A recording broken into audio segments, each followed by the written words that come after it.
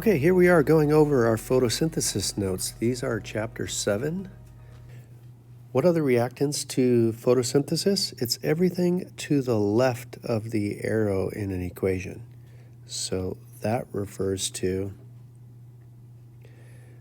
CO2 and water.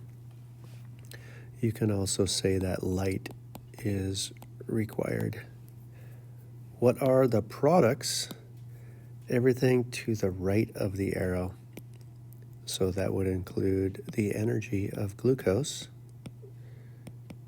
and oxygen gas. And recall that the arrow here means that it yields. So reactants yields products. Often, since light is not really part of the chemical equation, light is often written right over here too. It's a little messy, but you get the idea that it is necessary for photosynthesis, but it's not really a chemical that is going to rearrange its atoms. What's the difference between photosynthesis that you see right here and cellular respiration? That's also like the last question on this worksheet. If you recall, cellular respiration goes in this direction right here. So I will write cellular respiration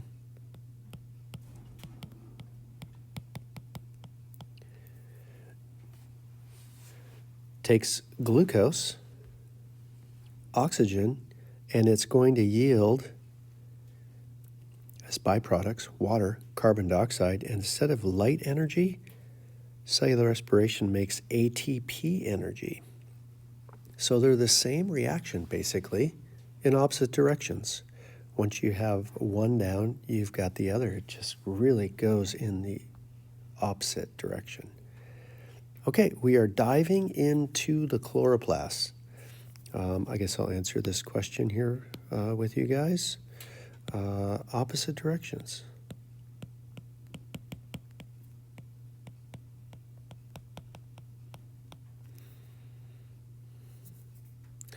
And cellular respiration makes ATP, and photosynthesis, that goal is to make glucose. Where does photosynthesis take place? Well, it's in plant cells. Remember that plant cells are basically square because they have a cell wall. So this is approaching a 90-degree angle right here on the edge of the cell. They have a cell membrane. Outside of the cell membrane, they have a cell wall made out of cellulose, which is a type of carbohydrate, which, as you should know, it is a sugar. So it's like hard candy outer shell.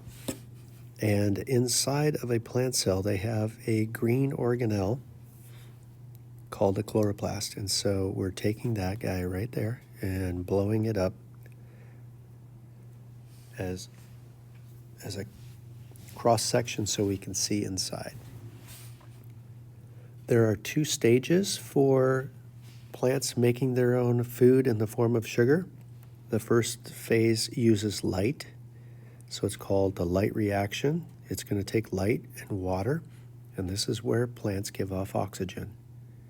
But the goal here is for them to make energy in the form of ATP and our familial electron carrier.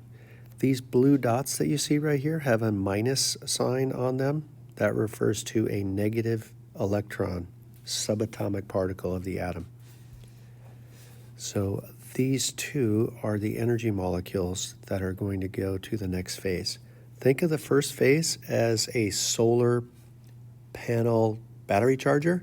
Some people own these. If they go camping, they can charge their phone by just opening up a solar panel, and it will grab the photons of light and cause a flow of electrons that are going to charge up these batteries.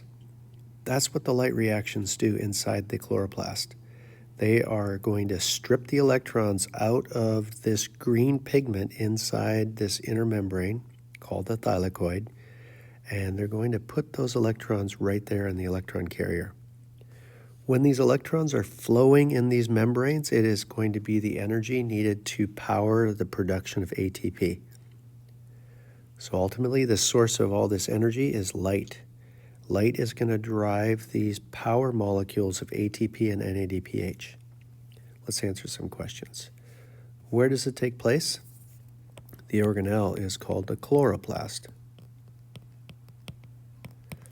What molecules go in and out of the light reaction? Well, I am seeing that water goes in, and light is also necessary here. So we're going to say that we need light. It said molecules, so that doesn't really count. The molecule is water, and that's not all. Look at these two arrows coming in from the Kelvin cycle. Once this high energy of ATP and the electron carrier get used up, these are in essence dead batteries that have to go back to the battery charger of the light reactions to recharge them. Then they become charged up ATP. They get used up on the Kelvin cycle. Now it's ADP, and it's going to just keep going from one to the other. So the other thing that's important for you to recognize is the empty electron carrier. It's positively charged, NADP plus, because it is missing electrons. So we're going to grab the electrons out of this light reaction, put them in this electron carrier, and away it will go to the Kelvin cycle. The other dead energy molecule is ADP. What goes out? Oxygen is a byproduct. That means that it's a waste. It's going to throw it away. It doesn't need it. Then it is making ATP and the electron carrier, NADPH. So we just summarized this left side of the diagram here. What goes in and what goes out? We just followed the arrows. The next phase here, it's called the Kelvin cycle. Notice that it is a cycle. As long as you have the necessary components coming in, this thing will reset itself and then just keep going. The light reactions can only occur during the daytime when the sun is out. That's why it's called a light reaction. The Kelvin cycle doesn't care if it's dark out or light, so this can happen all day long. This used to be called the dark reaction, but they got rid of that name because it can occur in the light as well. So what goes into the Kelvin cycle and what goes out? Well, importantly, CO2 is coming in. And the CO2 is this gas that is in the air. So this is the gas that plants have to take in. When you look at a molecule of sugar that they're making, every corner of this diagram has a carbon on it. So it would be helpful if you just put those in there to remind yourself that carbon is the backbone of all of our biomolecules. Carbohydrates, fats, and proteins are called organic molecules because they are in organisms, in living organisms. And if you remember, carbon needs 4 bonds, so I will draw carbon like this. It needs to have 4 bonds next to it, and then each neighbor needs to have 4 bonds to it. That's why we call our organic molecules carbon-based. They form the structural framework. Often I use the word backbone. So where do plants get the source of carbon to build sugar that has 6 carbons in it? They're getting it from carbon dioxide. They're going to take the carbon out of carbon dioxide and they're going to put it down here in a sugar. This is called carbon fixation, taking a gaseous form of carbon and putting it into a solid form of carbon. So that was a really important one. What molecules go in? Carbon dioxide, and the energy-rich molecules that is going to drive this carbon fixation, that is ATP and our energy electron carrier, NADPH. What comes out is sugar and the used up energy of ADP and NADP+.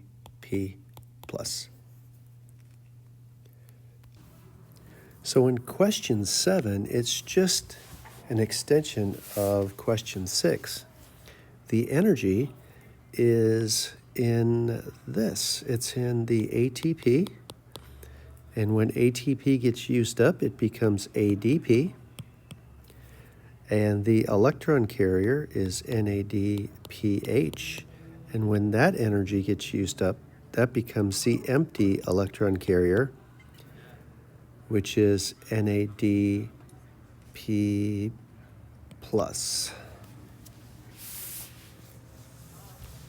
So moving on to question 8. Remember, this is photosynthesis with light playing a key critical role.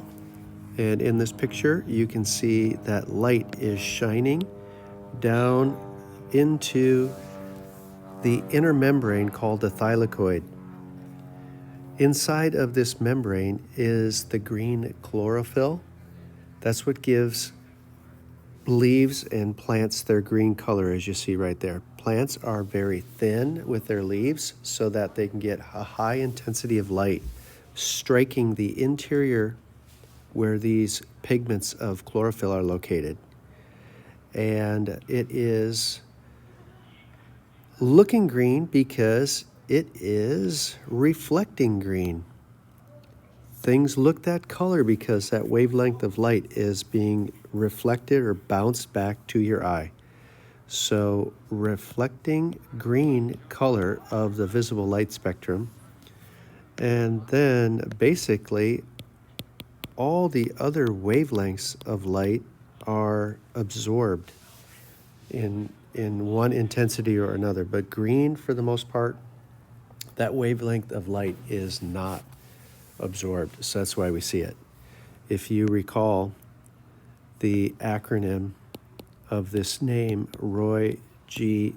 Biv, it stands for the colors of the rainbow.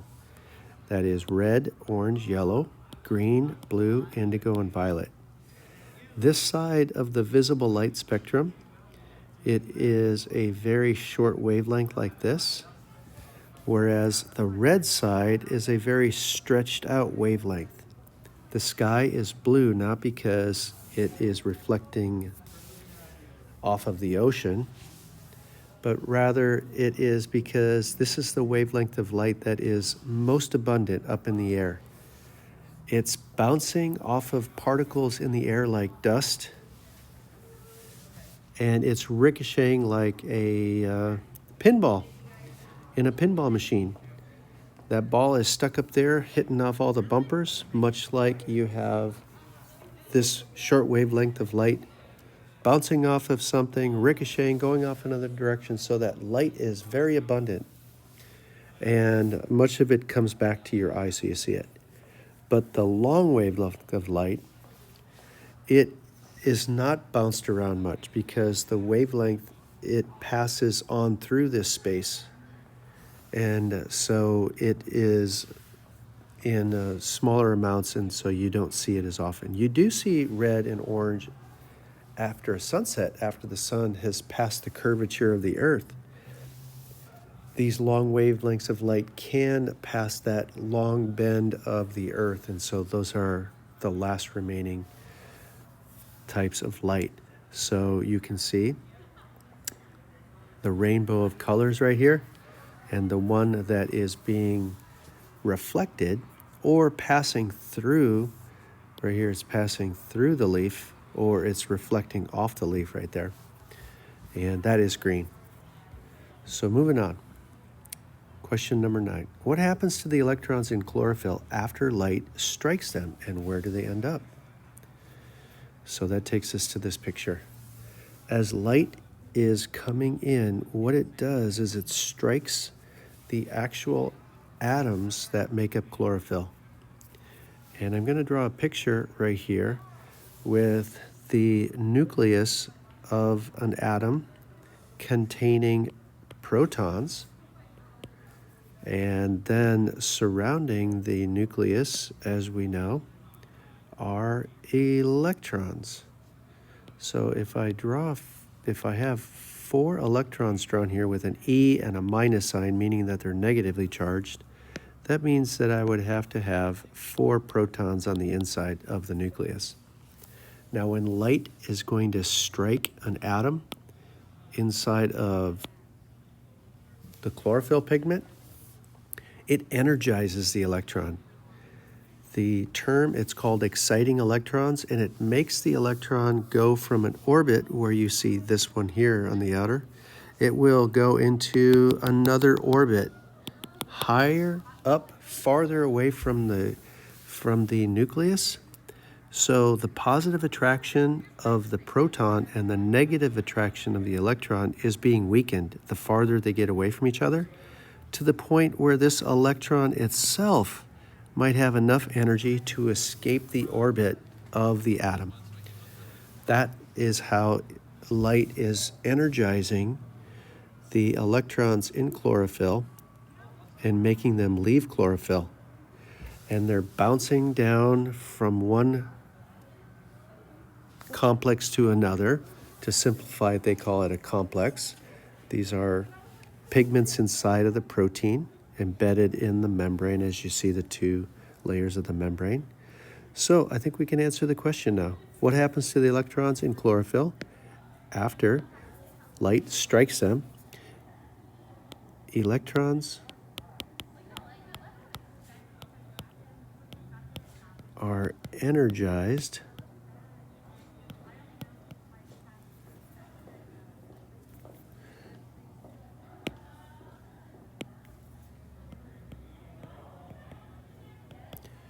to a new orbit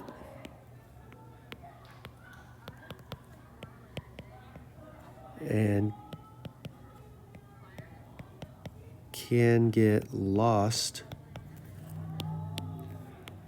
or leave the atom. And now they become free-flowing electrons. Let's call that electricity. Where is the photosystem located? It's in the inner membrane of the chloroplast.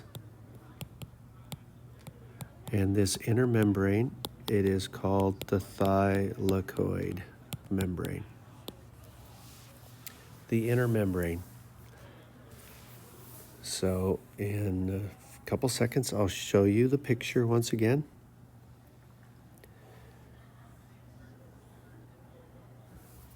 So here is the outer membrane that I'm redrawing in purple.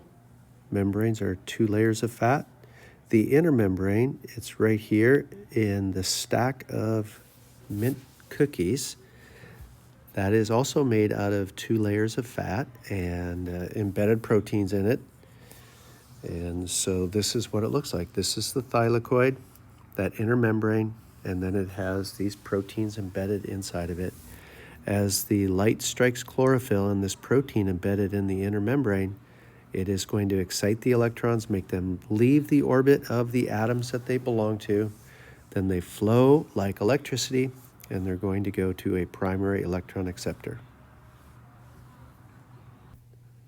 When photons of light strike the photosystem, it's called, that thylakoid membrane, the electrons leave chlorophyll, and where do they go? Here it is again. This is a photon of light, like this worker with a big hammer, almost like at an amusement park or the fair. You're trying to ring the bell. You swing that hammer, and it makes the electron excited. It makes the electrons leave chlorophyll. The collection of all this chlorophyll is called a photosystem. And it goes up here, and it's caught by the protein.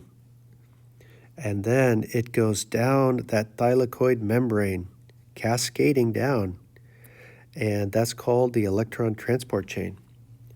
Do you see this little wheel right here? This is the ATP generator.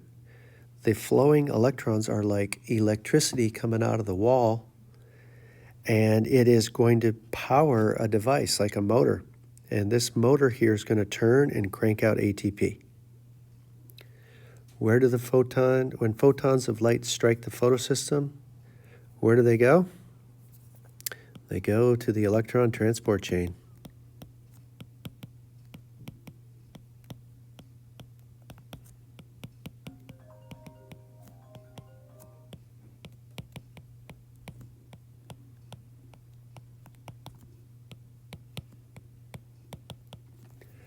And they're going to make energy in the form of ATP. So question 12, what are the two energy molecules? Well, we just went over ATP, but let's follow that electron that was used to generate ATP. Then it goes to another photosystem where more light strikes it, and it is going to then end up in a bucket. The electron carrier, that's like our Uber car. Very similar to cellular respiration, huh? Electrons are stripped, excited, they leave their molecule, they flow down a membrane, they generate ATP, and then the electrons need a final resting place. That is the electron carrier, in this case, NADPH.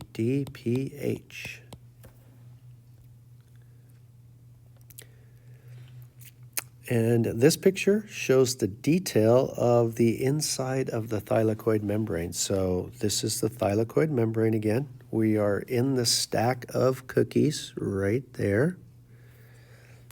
So this membrane is inside of these green stacks. That's what it looks like. So we're blowing up a piece of that curved membrane. There's the curvature. Light strikes the photosystem. I'm going to draw an arrow of the electron leaving chlorophyll, going down the electron transport chain, being hit by the hammer again, being excited by more light, and then it's going to go into the electron carrier.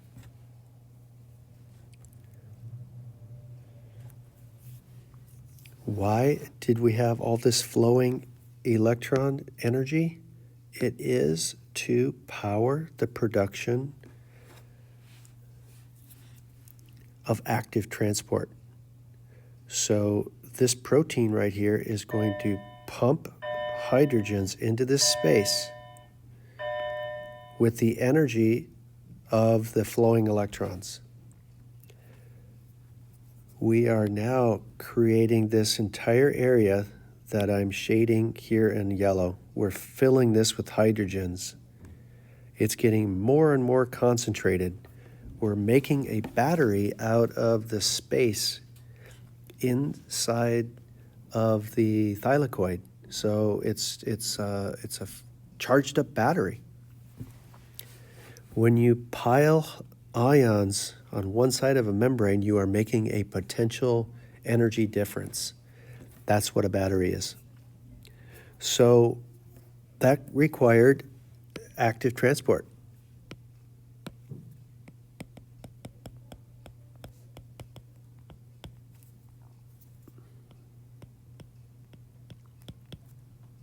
Active transport of hydrogen ions to make a potential difference.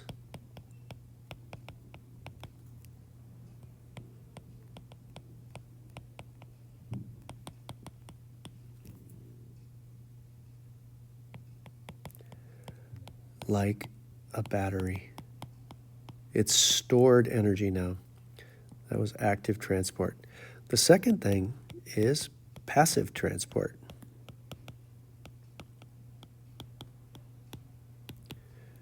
Passive transport is now going to allow these hydrogen ions, which we have piled up in active transport, and it is going to open up this protein right here, and this hydrogen is going to flow through here and go down there. by diffusion. So this is by diffusion. This is diffusion of hydrogen ions through a protein to make ATP.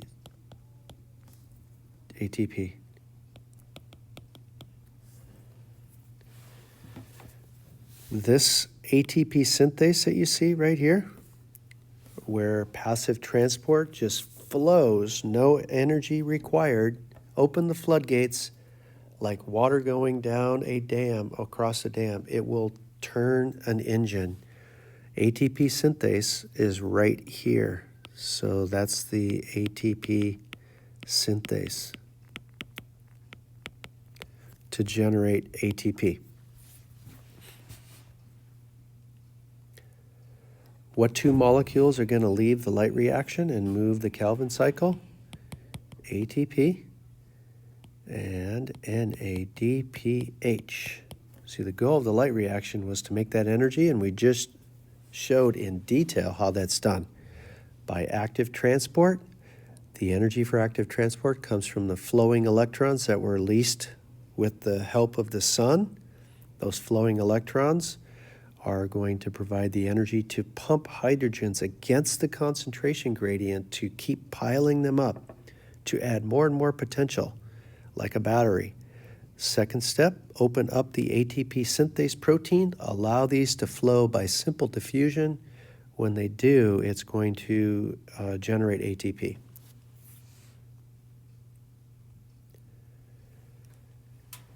So now we are looking at the second phase right here called the Calvin cycle.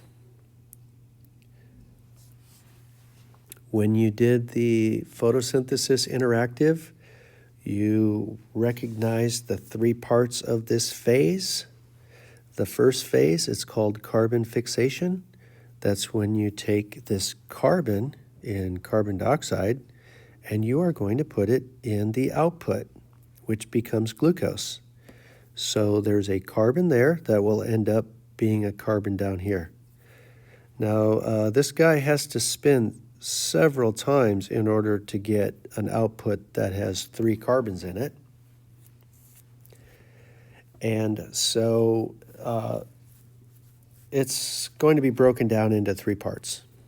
Fixing the carbon, taking that gaseous carbon dioxide and putting it right over here. It's going to, there's 5 carbons there. It's going to add 1 more. So it becomes a 6 carbon, and it quickly splits in half.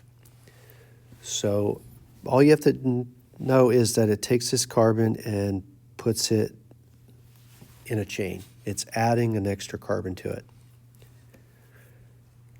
The second step is reduction. Remember oil rig? The O in oil rig means oxidation. Oxidation is loss of electrons. R is the chemistry term called reduction. Reduction is gain of electrons, so this is reduction.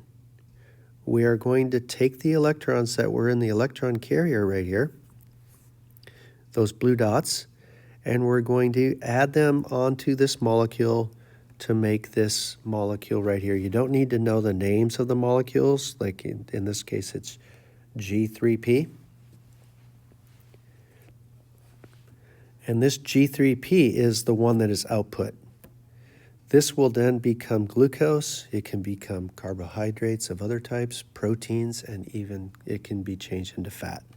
So this is the raw output, the raw material that photosynthesis makes. So that was step 2. So step number 1, carbon fixation, getting that carbon in the air into a solid. Number 2, adding the electrons that we stole out of chlorophyll that are now in this electron carrier, putting those in the molecule. Adding more electrons to it changes it into its output form. And then the third step, yeah, it's labeled number 4, but we're calling it number 3. It is going to reset this molecule so that the process can continue. So a series of chemical reactions uses the energy of ATP to rearrange it to get it back to where it started so we could crank out another sugar precursor molecule. What happens to carbon fixation? Number 15. Gas of CO2 takes carbon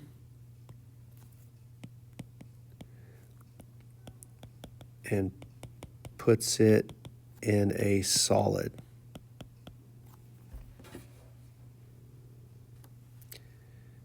Right there. What enzyme is needed to make this happen so fast that it will enable it to actually work? Enzymes, by definition, are proteins that speed up chemical reactions. They don't get used up in the process, but without enzymes, chemical reactions would happen too slow. And the enzyme, it's labeled right there when you see carbon dioxide come in. It's called rubisco. The most abundant enzyme on the planet, because every plant needs that in order to make food. Number 17, what energy is needed to reduce a molecule to make G3P? That was ATP energy and NADPH. That was right here. So to go from step 1 to step 2, we needed ATP and the electron carrier. That's why the light reaction had to happen first to make these energy molecules to drive this production of sugar. What can make the Calvin cycle continue in regeneration? Step number 4, that was up here, regeneration. What can make this? ATP. Another reason for ATP. Wrapping up the questions. Why do plants give off oxygen? Well, they give off oxygen because the electrons that were flowing in the light reaction, remember the electrons leave here and they go into NADPH. If we didn't have a way of getting electrons back to chlorophyll, chlorophyll would disintegrate and photosynthesis might happen for one day. But photosynthesis can happen all summer long and in some cases half a year and longer. We're going to take the electron out of water and put them back into chlorophyll. Why do plants release the oxygen? Because they took electrons out of water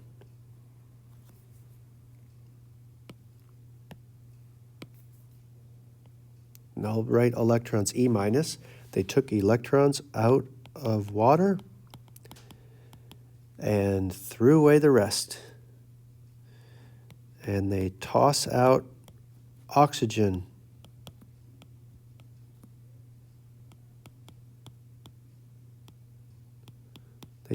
They toss out oxygen from water. What's the purpose of the light reactions? It is to make energy.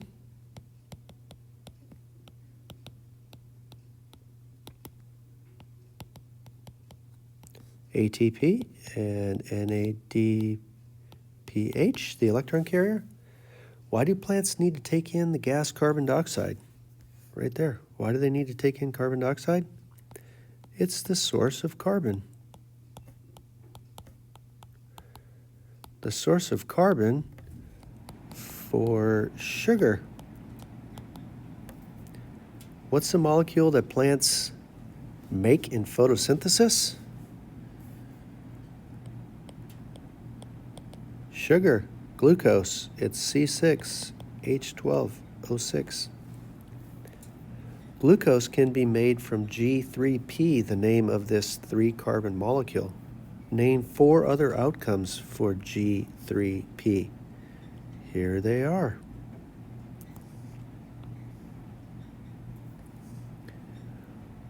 1, cellular respiration. 2, they can make other organic compounds. 3, they can make starch. 4, they can make cellulose. And by other carbon compounds, number 2, that means they can make fat, they can make proteins. 24 and 25, photosynthesis. We can see this picture right here, this is photosynthesis. You need water. You need light. What gas do you need? Carbon dioxide. What do they make? Glucose, C6H12O6. What gas do they give off? They give off oxygen gas. It turns out the easy way to balance this equation is by writing a 6 in front of all the molecules except for glucose. So that puts the same number of hydrogens, oxygens, and carbons on the left as is on the right. Balanced equation. Without those 6's, it wouldn't be balanced. What's the equation for cellular respiration? It's the reverse. So you would write out glucose first, C6H12O6. It needs oxygen. It yields CO2 and water and ATP energy. And then again, to balance this out, we would need a 6 in front of everything except for glucose. You can easily see that cellular respiration is the same reaction as photosynthesis except for the energy source, and they are in reverse order, reverse direction.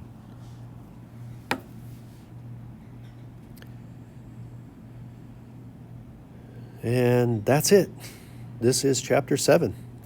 Covers a lot of material, but if you understand active transport and passive transport, doesn't this look very similar to your cell membrane project where you explain this? So make sure you have a good understanding of active transport. It requires energy. It pumps against the concentration gradient, up the concentration gradient from an area where there is less molecules to an area where there's more. That requires energy. And in the cell membrane, that energy that is required is called ATP.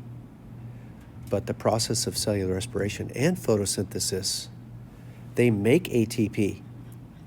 So they are flowing electrons and they are building up a concentration gradient. The flowing electrons provides the active transport energy, and then they make ATP by diffusion. Watch these notes again with this video. This is also chapter 7 in the textbook. Take care, everyone.